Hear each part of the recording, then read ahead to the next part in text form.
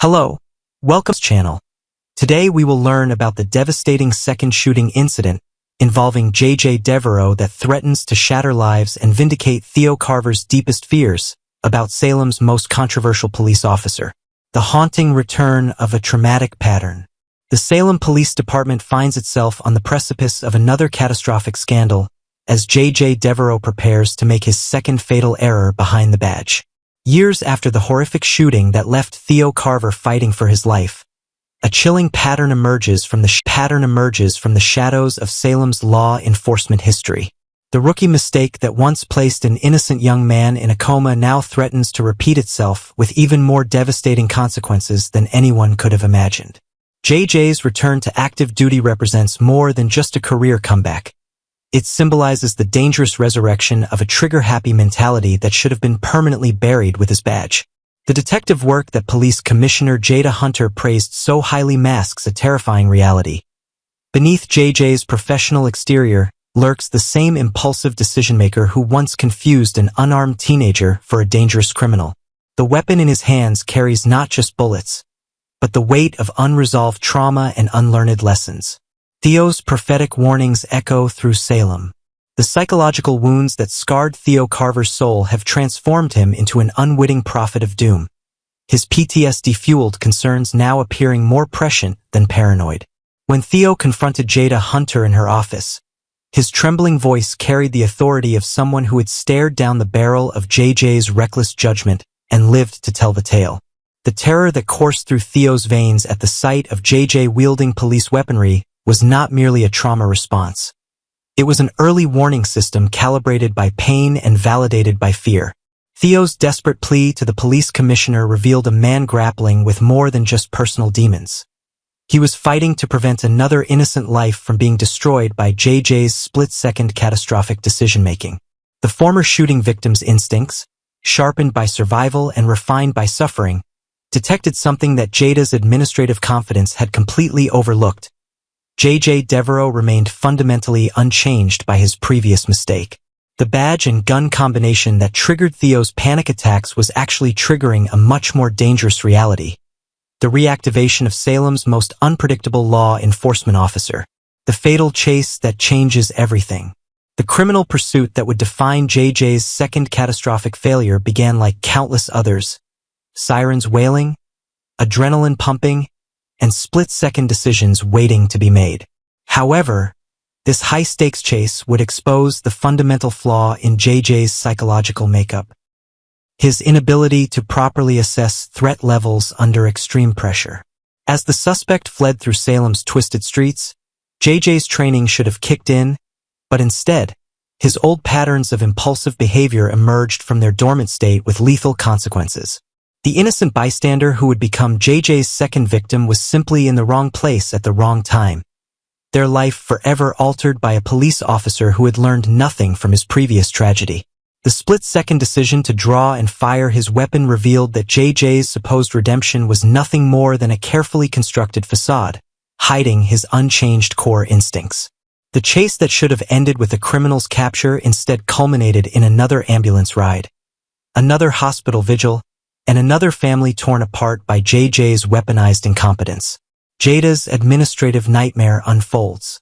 Police Commissioner Jada Hunter's unwavering faith in J.J. Devereaux transforms from professional confidence into career-threatening liability as the second shooting incident explodes across Salem's media landscape. Her previous dismissal of Theo's concerns as trauma-induced paranoia now appears catastrophically naive, positioning her as either willfully ignorant or administratively incompetent. The detective work she had praised so enthusiastically becomes irrelevant when weighed against JJ's demonstrated inability to make life-or-death decisions under pressure. The political fallout from JJ's second shooting would force Jada into an impossible position: defend an officer whose pattern of violence had now been established, or sacrifice her own credibility by admitting her judgment had been fatally flawed. Her office, once a sanctuary of law enforcement authority, becomes ground zero for a crisis that threatens to destabilize the entire Salem Police Department's reputation. The decision to ignore Theo's warnings transforms from a show of administrative strength into a glaring example of leadership failure that could cost Jada her position. The victim's fight for survival. Inside Salem University Hospital, another innocent life hangs in the balance, connected to life support machines while JJ's second victim fights the same battle that Theo Carver once waged. The medical team working frantically to save this unnamed person carries the additional burden of knowing that this tragedy was entirely preventable. If only JJ had been properly evaluated before returning to active duty. The steady beeping of monitors echoes the rhythm of a community's heartbeat, irregular and uncertain, as Salem grapples with the reality that their protector has become their predator. The hospital vigil that unfolds mirrors Theo's own experience years earlier, complete with family members asking the same desperate questions. Why did this happen? How could a police officer make such a devastating mistake? When will accountability finally arrive? The victim's condition becomes a daily reminder of JJ's lethal decision-making, each medical update serving as a progress report on the consequences of ignoring obvious warning signs and allowing dangerous patterns to perpetuate. The reckoning that Salem deserves. As news of JJ's second shooting spreads throughout Salem, the community faces a harsh truth about their law enforcement system. Forgiveness without accountability enables repetition of the worst mistakes. Theo Carver's vindication brings him no satisfaction, only the bitter knowledge that his trauma-informed warnings could have prevented another family's nightmare if anyone had possessed the courage to listen.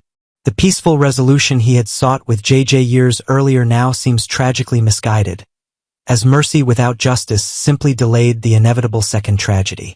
The Salem Police Department stands at a crossroads where tough decisions can no longer be postponed or politically softened.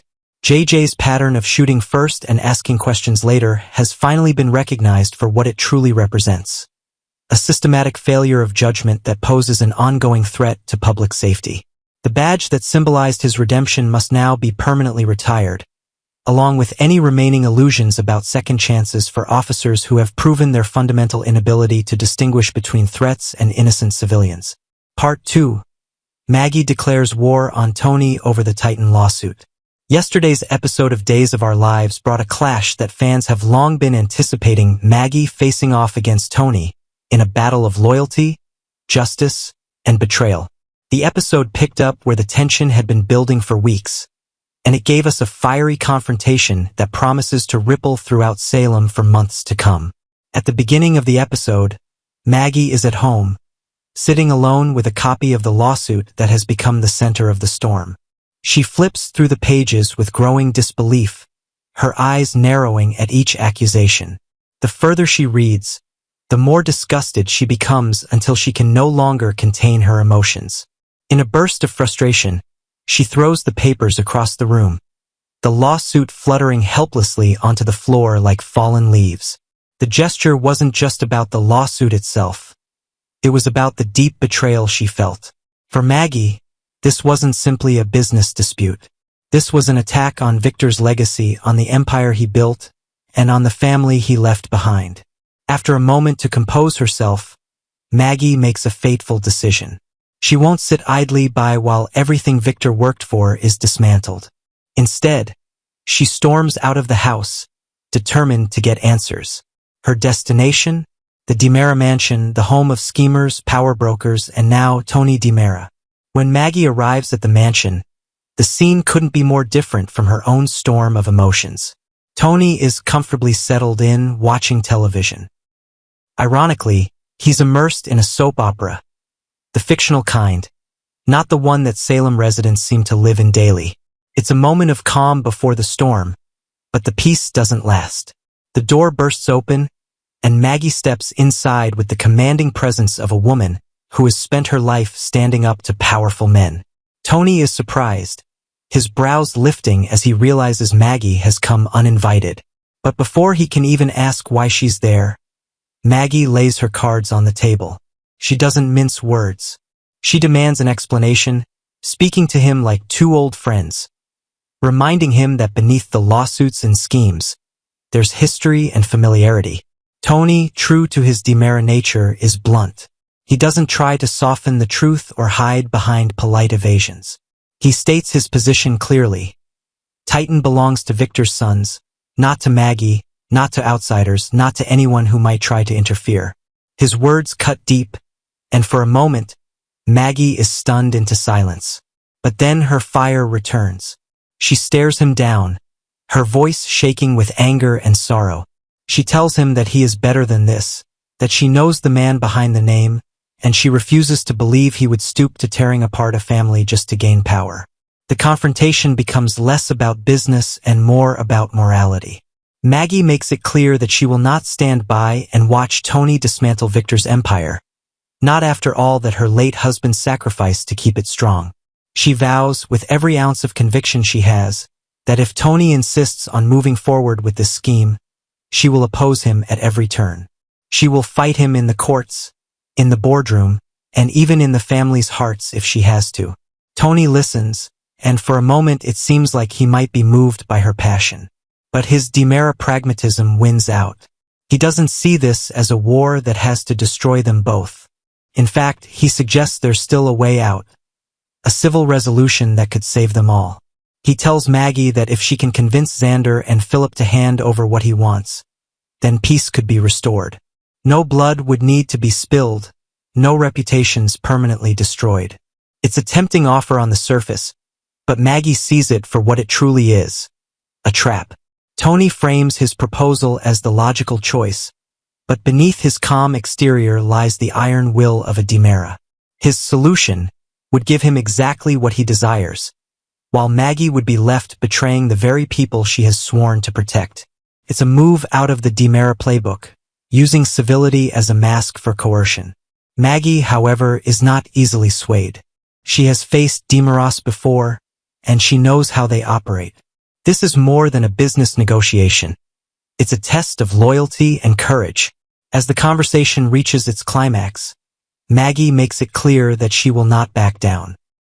Her devotion to Victor's memory and her determination to protect his sons give her strength, and she warns Tony that underestimating her would be his biggest mistake. The episode closes with the two of them standing face to face, neither willing to retreat, both fully aware that the war has only just begun. Maggie has declared her side, and Tony has made his intentions equally clear. The lawsuit, once just a stack of papers, has now transformed into a battlefield. One where family ties, old friendships, and decades of history will be tested. This confrontation marks a turning point. It's not just about Titan's ownership anymore. It's about whether the values Victor held so dear, loyalty, strength, and family, will endure, or whether DiMera ambition will finally crush them. Maggie's vow to fight ensures that the struggle will not be quiet, nor will it be easily resolved. Fans can expect more fireworks as this battle escalates, with alliances shifting, betrayals brewing, and unexpected consequences waiting just around the corner. One thing is certain. Salem has not seen the last of Maggie's determination, nor Tony's calculating schemes. The war for Titan and for Victor's legacy has only just begun.